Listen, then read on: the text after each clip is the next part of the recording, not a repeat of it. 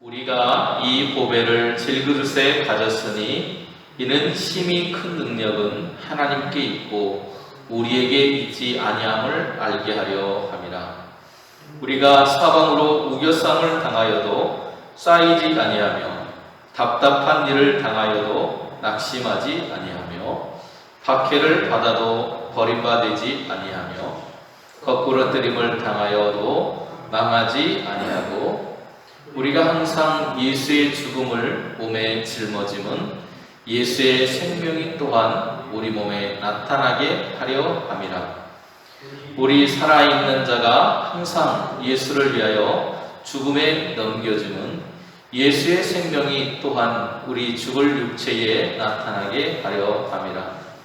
그런즉 사망은 우리 안에서 역사하고 생명은 너희 안에서 역사하느니라.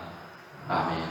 바울은 자신이 새로운 언약의 사명자, 복음의 사명자로 부름받았고 그렇기에 자신이 전하는 것이 복음을 전하는 것이 아니라 자신을 스스로를 전하는 것이 아니라 죄와 사망의 권세 아래서 우리를 건지시기 위해서 이 땅에 오셨고 또 우리를 위해서 고난당하셨고 죽으셨다가 다시 살아나신 그리스도를 증거하는 것이라고 바울은 말하고 있습니다.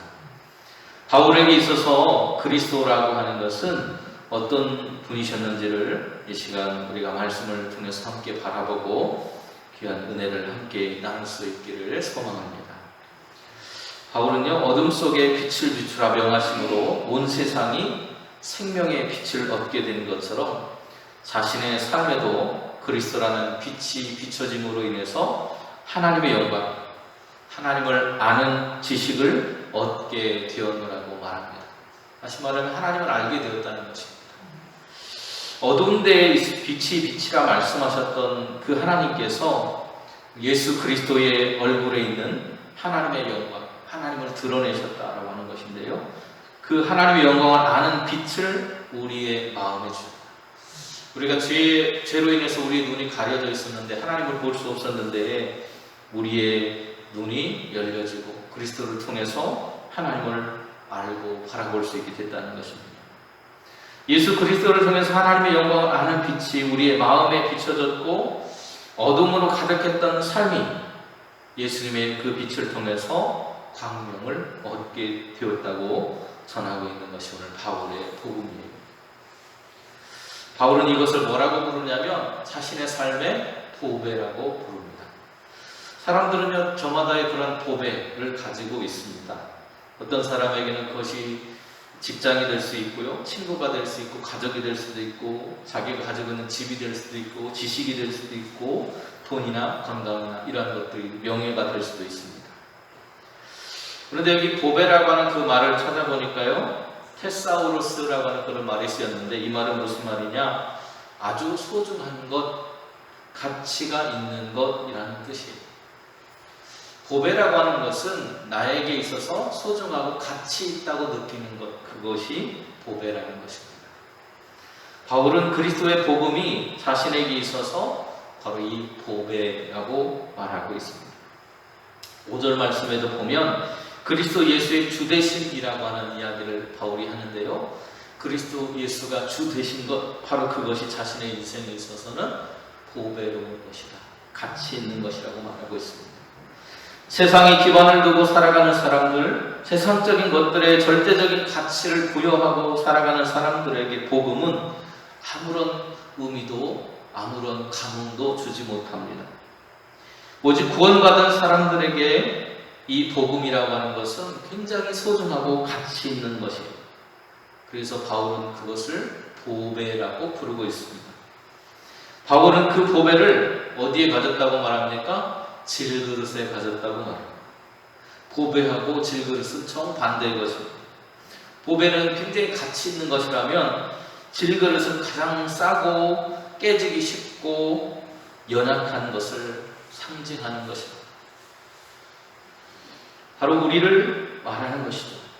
흙에서 취해진 인간, 인격적으로도 완전하지 못하고 죄 아래에서 오늘 보배를 간직할 만한 자격이 전혀 없었던 우리들, 우리의 현실, 이 모습을 가리켜서 바울은 질그릇이라고 표현하고 있어요. 다시 말하면 자신의 삶이 가치 있는 것이 못되고 질그릇과 같이 가치 없고 어쩌면 큰 의미를 부여하지 못하는 그런 인생을 살았다라고 말하고 있는 것입니다. 그런 자신에게 그리스도를 통해서 하나님의 영광이 자신 안에 들어오게 됐다. 하나님을 알게 되는 은혜가 자신의 삶에 오게 되었음을 말하고 있습니다. 대학 시절에 신학대학 다닐 때 채플이라고 하는 것을 우리가 드리는 예배처럼 채플이라고 하는 것을 매일 이렇게 드렸거든요. 그런데 그때 교수님이 설교하셨던 그 예화 중에 이런 예화가 있었습니다. 여러분, 좋다라는 말이 영어로 굿입니다. 굿이라고 하는 그런 단어인데, 이 굿이라고 하는 단어는 G-O-O-D 이렇게 되어 있어요. 그러더니 이렇게 글씨를 보여주더니 글씨를 딱 적으니까 하나님이라고 하는 글씨, 이 안에는 하나님이라고 하는 글씨가 있습니다. G-O-D라고 하는 게 하나님이거든요. 그 하나님을 없애면 어떻게 될까요? 하고 딱 없애니까 뭐가 남았냐면 이렇게 O자가 하나 남았어요. 다시 말하면 하나님을 빼고 나면 우리의 인생은 영과 같다는 것입니다. 무가치한 것이래요. 아무런 가치 없고 비중 없는 인생이 될 수밖에 없다는 이야기를 하셨습니다. 그 이야기를 듣고 얼마나 은혜가 들었는지 모릅니다. 바울에게 있어서 하나님을 경험한다라고 하는 것은 자신의 온 가치가 상승한다라고 하는 거예요. 자신은 아무런 존재적인 가치를 알지 못했는데 하나님을 알고 났더니 내 가치가 엄청나게 높아졌다는 것입니다. 여러분, 사람들이 명품이라고 하는 걸 좋아하죠. 그죠? 명품이라고 하는 걸 좋아하고 명품이라고 하는 것을 들고 다닙니다. 그러면 사람들이 부러운 눈으로 쳐다봐요. 왜 그렇습니까? 그 명품의 가치를 가지고 그 사람이 가지고 있었던 가치가 함께 그 명품과 함께 상승하게 되는 거예요. 마찬가지로 오늘 우리가 그리스도인이라고 하는 이름으로 살아갈 때요, 우리 자체, 여러분 한번 생각해 보세요. 매일매일 늙어가고요, 변해가고요, 아무런 많은 것을 가지고 있지 못한 우리의 모습이지만, 그러나 오늘 우리가 세상 앞에 당당할 수 있는 이유가 무엇입니까? 하나님께서 내 삶의 주인이라고 하는 그 사실 때문이라는 거예요. 바울은 우리가 그 복에 하나님을 우리 안에, 하나님이 주신 그 복음의 은혜를 우리가 가지고 있기 때문에 우리가 하나님의 은혜를 통해서 보배로운 존재를, 그런 가치를 가진 사람으로 변화됐다는 이야기를 하고 있는 겁니다. 7절에 이렇게 그 사실을 증언하는데, 우리가 이 보배를 질그릇에 가졌으니 이는 심히 큰 능력은 하나님께 있고 우리에게 있지 아니함을 알게 하려 하노라. 다시 말하면 우리의 가치라고 하는 것도 하나님 계시기 때문에 우리가 그리스도인이라고 하는 이름으로 가치 있는 존재로 세상 사람들이 장로님으로, 목사로, 권사님으로, 이렇게 집사님으로 부른다는 거예요. 그때 우리의 가치는 하나님으로 인해서 이미 가치가 상승되었다는 거예요. 누구 하나 알아주지 않을 법한 오늘 우리임에도 불구하고 그리스도인이라고 하는 이름, 하나님을 믿는, 하나님을 알고 있는 사람이라고 하는 그 사실만으로 우리를 가치 있는 존재로 바라보게 된다는 것입니다. 바울의 생애는 참으로 파란만장한 인생을 살았습니다. 그 인생을 고난이라고 하는 이름으로 불러도 다르지 않습니다. 경건하게 살려는 모습에 대해서 세상은 우리에게 고난을 때로는 줍니다. 바울도 그런 고난을 당했어요. 신앙이라고 하는 길이 평탄할 것 같으면 얼마나 좋겠습니까? 그런데 신앙의 길에도 수많은 어려움들이 있다는 것입니다. 주님께서 이를 알고 미리 제자들에게 두려워하지 말라고 말씀하십니다. 신앙인이 당하는 고난은 때로 이유 없는 고난처럼 보여도 오늘 바울에게 있어서 그러한 고난조차도 극복하고 승리해야 할 조건이었다고 말합니다. 흔들림 없는 견고한 소망 가운데 그가 서 있을 수 있었던 것, 고난이 없었기 때문이 아니라는 거예요. 하나님이 함께 하셨기 때문에 그런 삶을 견뎌낼 수 있었다는 겁니다. 어두운 상자 속에서요, 생쥐들을 3일, 어두운 상자 속에 넣어놓으면 3일을 산다고 그래요. 왜냐하면 그곳에는 어둠 때문에 두렵고 공포가 있었기 때문에 금세 죽었다고 합니다. 그런데 똑같은 환경인데 그 어두운 상자에다가 구멍을 하나 꽁 하고 뚫어놓으면 거기에 신랑 같은 빛이 들어간다고. 그 빛을 본 쥐는 9일을 넘게 살았다고 하는 이야기가 있습니다. 그런 실험을 했다고. 이처럼 소망이라고 하는 것은 우리로 하여금 강하게 만들어준다는 겁니다. 우리는 하나님께 소망을 두고 살아가는 사람들입니다. 시편 기자의 말처럼 우리는 하나님께 소망을 두고 살아가기 때문에 때로는 근심과 걱정이 찾아오지만 하나님의 도우심과 능력을 힘입어서 그 근심과 걱정을 이기며 또 때로는 견디며 나아갈 수 있게 된다는 거예요. 오늘 본문 8절과 9절에서도 같은 이야기를 이렇게 이야기하고 있습니다. 우리가 사방으로 우겨쌈을 당하여도 쌓이지 아니하며 답답한 일을 당하여도 낙심하지 아니하며 박해를 받아도 버림받지 아니하며 거꾸로 뛰림을 당하여도 망하지 아니하며. 우리 안에 뭐를 가졌기 때문에요? 보배를 가졌기 때문에. 곤경에 처할 때 인간에 대한 의존이 아니라 하나님에 대한 믿음을 통해서 우리는 그 고단을 넘어가고 있다는 것입니다. 고린도후서 12장 10절에서도 그러므로 내가 그리스도를 위하여 약한 것들과 능욕과 궁핍과 핍박과 곤란을 기뻐하노니 내가 약할 그때에 곧 강하리라. 내 스스로가 강해서가 아니에요. 주님께서 함께 하시기 때문에 강하다는 것입니다. 시편 62편 5절에서도 시편 기자는 이렇게 노래하고 있어요. 나의 영혼아 잠잠히 하나님만 바라봐. 무릇 나의 소망이 그로부터 나옵니다. 우리의 소망은 하나님께 있음을 고백하고 있습니다. 우리 인생에도 역시 세상 사람들이 경험하는 것과 똑같이 오히려 더 신앙인이라고 하는 이유 때문에 알 수 없는 고난을 당하기도 합니다.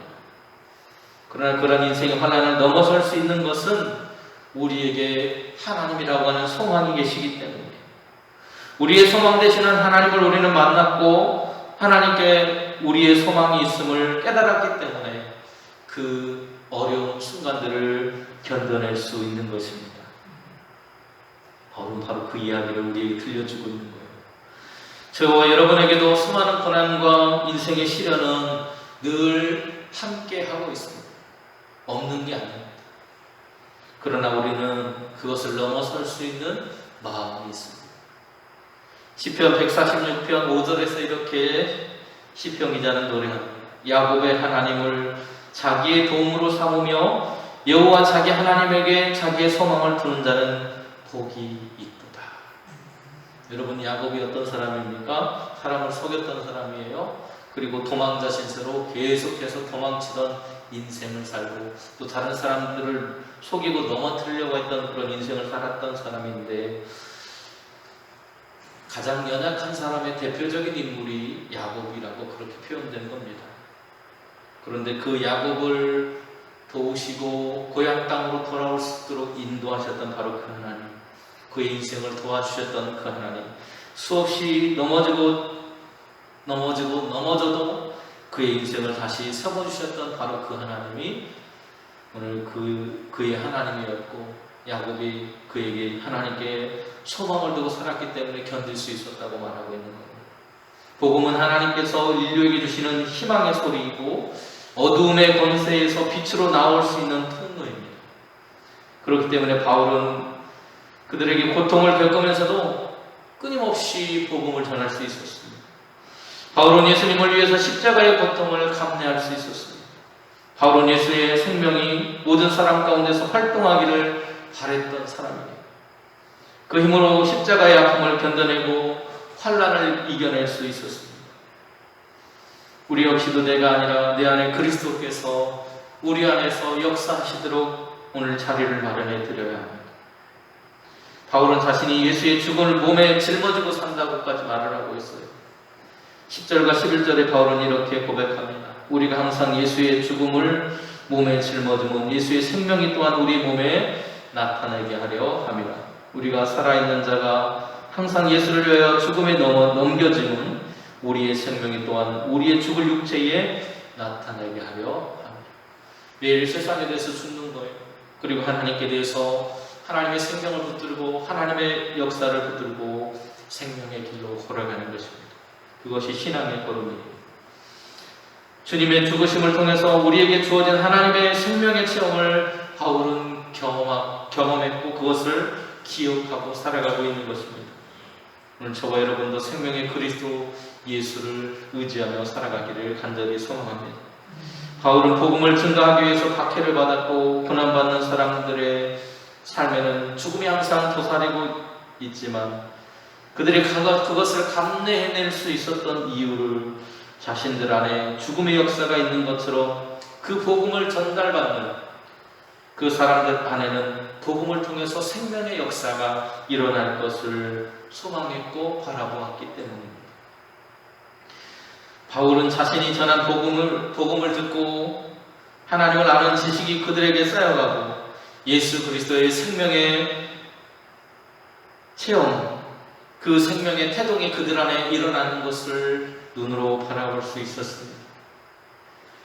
그리고 그들이 결국 복음 안에서 새로운 생명으로 거듭나는 그 삶의 체험을 바울은 했던 것입니다.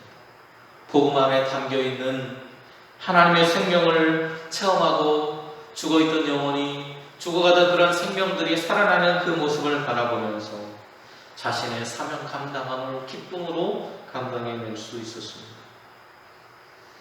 그리고 12절에 이렇게 고백하고 있는 것입니다.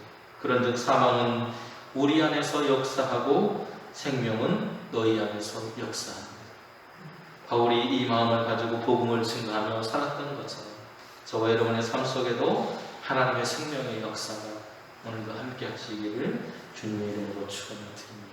은혜로우신 주님, 오늘도 우리에게 예수 그리스도의 복음을 통해 주님을 알게 하셨고 또 주님의 백성된 자로 살아갈 수 있는 은혜를 허락해 주셨습니다. 그 복음이 우리에게 왔기에 우리는 하나님을 알게 되었고 새로운 생명을 얻고 살아갈 수 있는 소중한 존재가 될 수 있었습니다. 오늘 모든 것이 하나님의 은혜 때문이었음을 잊지 않고 기억하며 그 은혜를 우리 이웃들과 함께 복음을 증거하는 것으로 나누며 살아가는 교회가 되도록 인도하여 주옵소서. 예수님의 이름으로 기도드립니다.